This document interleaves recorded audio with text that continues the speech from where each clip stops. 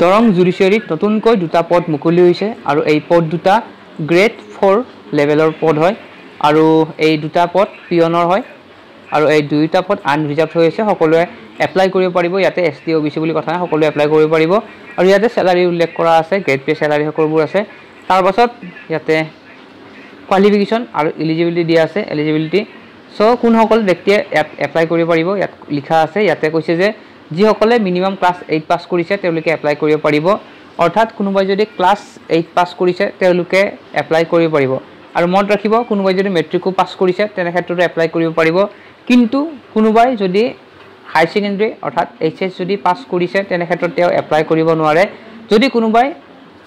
12 পঢ়ি আছে 11 হক বা 12 হক 12 ফৰ ষ্টুডেন্ট হক পঢ়ি আছে তেনে ক্ষেত্ৰত এপ্লাই কৰিব পাৰিব কিন্তু যদি পাস কৰিছে হাই সেকেন্ডাৰী তেন্তে এপ্লাই কৰিব নোৱাৰিব তাৰ পাছত ইয়াতে কোৱালিফিকেশন এখিনি আছিল অন্য কোৱালিফিকেশন নাই কিন্তু ইয়াত উল্লেখ কৰি দিছে কাৰোবাৰ যদি সুইপাৰ হক প্লামাৰ হক লগতে ড্ৰাইভাৰ হক ইলেক্ট্ৰিচিয়ান হক বা কম্পিউটাৰ এমএস অফিচৰ এইবোৰৰ ওপৰত যদি কাৰোবাৰ নলেজ আছে স্কিলছ এইবোৰৰ ক্ষেত্ৰত যদি স্কিলছবোৰ আছে তেনে ক্ষেত্ৰত তেওঁলোকে প্ৰিফাৰেন্স পাব পাৰে অৰ্থাৎ তেওঁলোকৰ চাকৰিটো পোৱাত অলপ সুবিধা হ'ব পাৰে কিন্তু এইবোৰ নহলেও আপোনালোকে এপ্লাই কৰিব পাৰিব যদি কোনোবাই ক্লাস 8 পাস কৰিছে তেনে ক্ষেত্ৰত তাৰ পাছত ইয়াতে বয়স দিয়া আছে কোনোবাই যিসকলে এপ্লাই কৰিব বিচাৰিছে তেওঁলোকৰ বয়স কি হ'ব লাগিব এটা উল্লেখ কৰা আছে যিসকল জেনাৰেল ক্যান্ডিডেট হয় তেওঁলোকৰ বয়স 18 ৰ পৰা 40 ৰ ভিতৰত হ'ব লাগিব আৰু ওবিসি এমওবিসিৰ ক্ষেত্ৰত তেওঁলোকে 3 বছৰ ৰেহাই পাইছে অৰ্থাৎ তেওঁলোকৰ বয়স 18 ৰ পৰা 43 ৰ ভিতৰত হ'ব লাগিব আৰু এসটিৰ ক্ষেত্ৰত 18 ৰ পৰা 45 ৰ ভিতৰত হলেও তেওঁলোকে এপ্লাই কৰিব পাৰিব আৰু পিডব্লিউডিৰ ক্ষেত্ৰত 18 ৰ পৰা 50 অৰ্থাৎ তেওঁলোকৰ বয়স 18 ৰ পৰা 50 ৰ ভিতৰত হ'ব লাগিব যিসকল পিডব্লিউডি অৰ্থাৎ হেণ্ডিকেপ হয় তাৰ পাছত দিয়া আছে কেনেকৈ কি লাগিব এপ্লাই কৰাৰ সময়ত সো প্ৰথমতে আপোনালোকক লাগিব এপ্লিকেশন ফৰ্ম এইখন আপোনালোকে ভালকৈ ফিল আপ কৰি ল'ব তাৰ পাছত আপোনালোকৰ যি ডকুমেন্টস ইয়াত বিচাৰিছে মই কৈ দিছো কি ডকুমেন্টস সেই আটাইবোৰ ডকুমেন্টছৰ আপোনালোকে জেৰক্স কৰি ল'ব আটাইবোৰ অৰিজিনাল ডকুমেন্টছৰ যিবোৰ জেৰক্স কপি থাকিব আপোনালোকৰ সেই জেৰক্স কপিৰ ওপৰত আপোনালোকে নিজৰ সহিটো কৰিব অৰ্থাৎ সেলফ এটেস্টেড কৰিব হয় নিজৰ সিগনেচাৰটো কৰি ল'ব আপোনাৰ পাস সাৰ্টিফিকেট কি পাস কৰিছে সেই পাস সাৰ্টিফিকেট লগতে মাৰ্কশিটৰ সাৰ্টিফিকেট মাৰ্কশিটখন লগতে এজ প্ৰুফ হিচাপে বাৰ্থ সাৰ্টিফিকেট হক বা মেট্ৰিকৰ কাৰোবাৰ যে মেট্ৰিকৰ এডমিট আছে তেন্তে এডমিটখন হক লগতে কাষ্ট সাৰ্টিফিকেট কোনোবাই যদি কাষ্ট ওবিসি এসটিএস এইবোৰ হয় তেনে ক্ষেত্ৰত কাষ্টৰ সাৰ্টিফিকেট লাগিব আৰু কাৰোবাৰ যদি এক্সপেৰিয়েন্স আছে নাইবা স্কিলছ আছে যিকোনো বিষয়ৰ ওপৰত তেনে ক্ষেত্ৰত সেই স্কিলছৰ লগত জড়িত সাৰ্টিফিকেট লাগিব আৰু নাথাকিলে কথা নাই থাকিলে দিলে হল নাথাকিলে নিদিলে হ'ব সো এইবোৰ ডকুমেন্টস লাগিব ইম্পৰ্টেন্ট ইয়াতে আগষ্টৰ 30 তাৰিখৰ ভিতৰত জমা দিব লাগিব এই সকলোবোৰ ডকুমেন্টস এপ্লিকেশনৰ সৈতে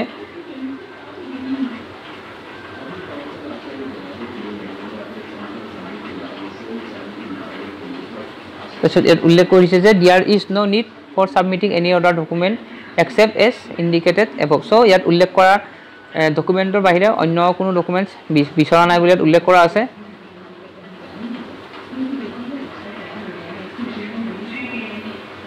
candidate shall fill the application তাৰপিছত ইয়াতে দিছে recent passport size photo আপোনালোকক লাগিব কালাৰ recent কালাৰ ফটোগ্ৰাফ লাগিব ফৰ্মত লগাই দিব লাগিব ইয়াত উল্লেখ কৰি দিছে form application form and paste recent passport সহ আপোনালোকৰ ফটোবোৰ ফৰ্মখনত লগাই দিব লাগিব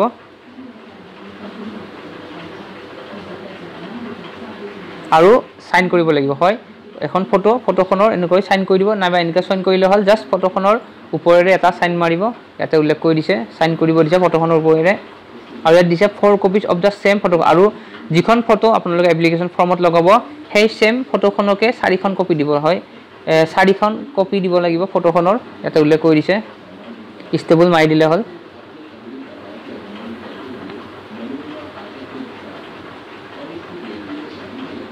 লগতে ইয়াত উল্লেখ কৰি দিছে candidate should write his her name on the reverse of the so ইয়াত উল্লেখ কৰি দিছে যিবোৰ টোটাল 4খন ফটো লাগিব এখন ফটোটো আপোনালোকে ফৰ্মত লগাই দিব লাগিব আৰু সেইখনৰ ওপৰত আপোনালোকে সই কৰিব লাগিব তাৰ পাছত বাকি যি 3খন ৰৈ গল ফটো সেই ফটোবোৰ ষ্টেবল মাৰি দিব লাগিব লগতে সেই ফটোবোৰৰ পিছফালে নিজৰ নামটো সিগনেচাৰটো কৰিলে হ'ল তাৰপাছত যিসকলে ডাইৰেক্ট অফিচলৈ গৈ ফৰ্মখন জমা দিব বিচাৰে তেওঁলোকে অফিচলৈ যাব লাগিব তাতে এটা ড্ৰপ বক্স পাব সেই ড্ৰপ বক্সৰ ভিতৰত ডকুমেণ্টছবোৰ ভৰাই দিলে হ'ল ইয়াতে অলৰেডি আৰম্ভ হৈছে জমা লোৱা আৰু ইয়াতে দেখা দিছে লাষ্ট ডেট আগষ্ট 30 তাৰিখ সো আগষ্ট 30 তাৰিখৰ আগতে আপোনালোকে এপ্লিকেশ্যনবোৰ জমা দিব লাগিব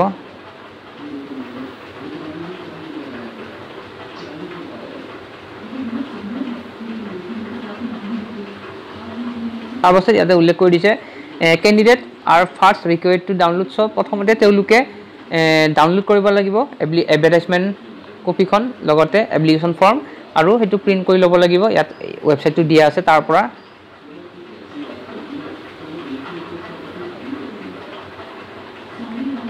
তাৰপাছত এইটো ইম্পৰ্টেণ্ট 8 নম্বৰ পইণ্টটো বহুত দৰকাৰী হয় ইম্পৰ্টেণ্ট হয় ইয়াত উল্লেখ কৰিছে যে যদি কোনোবাই যেনেকৈ মই ক'লো মিনিমাম ক্লাছ 8 পাস কৰা হ'ব লাগিব আৰু ম্যাক্সিমাম 12 ৰ তলত হ'ব লাগিব অৰ্থাৎ 12 পাস কৰা হ'ব না লাগিব যদি এপ্লাই কৰিব বিচাৰিছে সো 8 ৰ পৰা ক্লাছ 12 ফেললৈকে মানি ললো আমি আৰু কোনোবাই যদি গ্ৰেজুৱেচন কৰিছে আৰু যদি ফৰ্মখনত 8 পাস বা 10 পাস বুলি যদি দেখাইছে তেনে ক্ষেত্ৰত তেওঁলোকৰ যদি এই বিষয় যদি গম পায় তেনে ক্ষেত্ৰত তেওঁলোকৰ এই পোষ্টটো ৰিজেক্ট কৰিব পাৰে কোনোবাই যদি অলৰেডি চাকৰি পায় আৰু যদি পিছত গম পায় তেনে ক্ষেত্ৰতো তেওঁলোকৰ এই চাকৰিটো ৰিমুভ কৰি দিব পাৰে তেওঁলোকৰ চাকৰিৰ পৰা তেওঁলোকক সাসপেন্ড কৰিব পাৰে ইয়াত সেইখিনি উল্লেখ কৰা আছে যিসকলে গ্ৰেজুৱেচন কৰিছে নাইবা ক্লাছ 12 পাস কৰিছে তেওঁলোকে এই পোষ্টত এপ্লাই নকৰিলে হ'ল ইয়াত উল্লেখ কৰি দিছে সেইটোৱে তাৰপিছত দিছে কেণ্ডিডেট উইল হেভ তাৰপাছত যিখন এনভেলপৰ ভিতৰত আপোনালোকৰ ডকুমেণ্টছবোৰ ভৰুৱাব সেই এনভেলপখনৰ ওপৰত আপোনালোকে লিখিব লাগিব application for the post of peon বুলি ব্লক লেটাৰত লিখিব ইয়াত উল্লেখ কৰি দিছে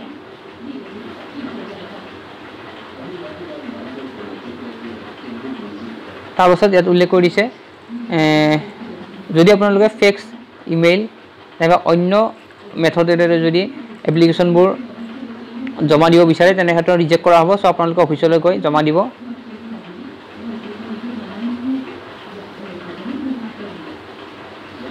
তাৰপাছত উল্লেখ কৰি দিছে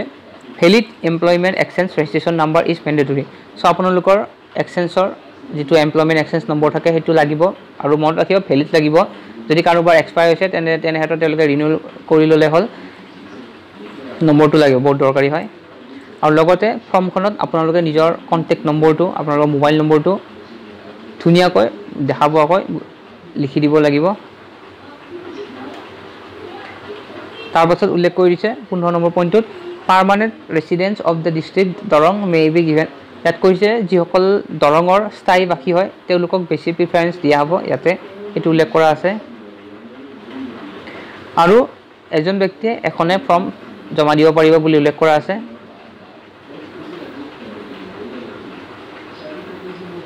সো এইখিনি আছিল ইম্পৰ্টেন্ট যিখিনি ক'বলগীয়া কথা সো যিসকলে এই পোষ্টত এপ্লাই কৰাৰ ইণ্টাৰেষ্ট তেওঁলোকে 30 তাৰিখৰ আগতে এপ্লাই কৰিলে হ'ল অফিচলৈ গৈ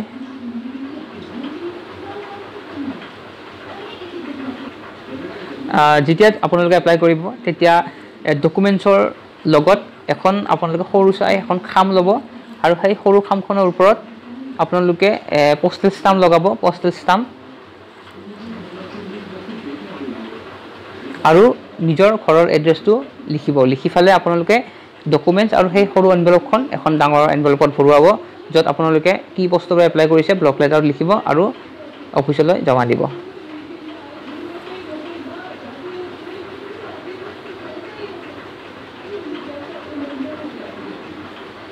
তাৰপাছত ইয়াতে 23 নম্বৰটো মনত কৰিব ইম্পৰ্টেণ্ট হয় ইয়াতে উল্লেখ কৰিছে যে যিসকল সিলেক্ট কেণ্ডিডেট হ'ব তেওঁলোকক প্ৰথমে 2 বছৰৰ বাবে তেওঁলোকক এপইণ্ট কৰিব হয় 2 বছৰৰ বাবে এপইণ্ট কৰিব প্ৰথমতে তাৰপাছত তেওঁলোকৰ যদি পাৰফৰমেন্স যদি ভাল হয় তেনে ক্ষেত্ৰত তেওঁলোকৰ এই সময়সীমাটো বঢ়াই দিব পাৰে নাইবা তেওঁলোকৰ অথৰিটি থাকিব যে 2 বছৰৰ পিছত তেওঁলোকে এইটো শেষো কৰি দিব পাৰে তেওঁলোকৰ এপইণ্টমেণ্টটো সো এইখিনি চাই ল'লে হ'ল মনত ৰাখিলে হ'ল তাৰপিছত ইয়াতে কেনেকৈ সিলেকশ্যন কৰা হ'ব সেইটো উল্লেখ কৰা আছে সিলেকশ্যন হ'ব এটা ৰাইটেন এক্সাম হ'ব 50 নম্বৰৰ MCQ বেসড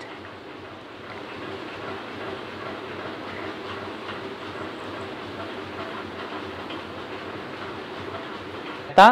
ডেসক্ৰিপটিভ কোৱেশ্চন থাকিব 10 মাৰ্কৰ তাৰপিছত 1 ইয়াতে ৰেশিওটো দিয়া আছে কিমান ৰেশিওত ক্যান্ডিডেট সিলেক্ট কৰা হ'ব ইন্টাৰভিউৰ বাবে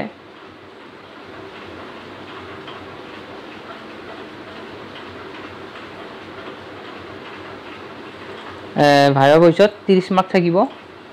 এইবোৰ উল্লেখ কৰি দিয়া আছে তাৰপাছত ইয়াত উল্লেখ কৰি দিছে ফাইনেল ৰিজাল্ট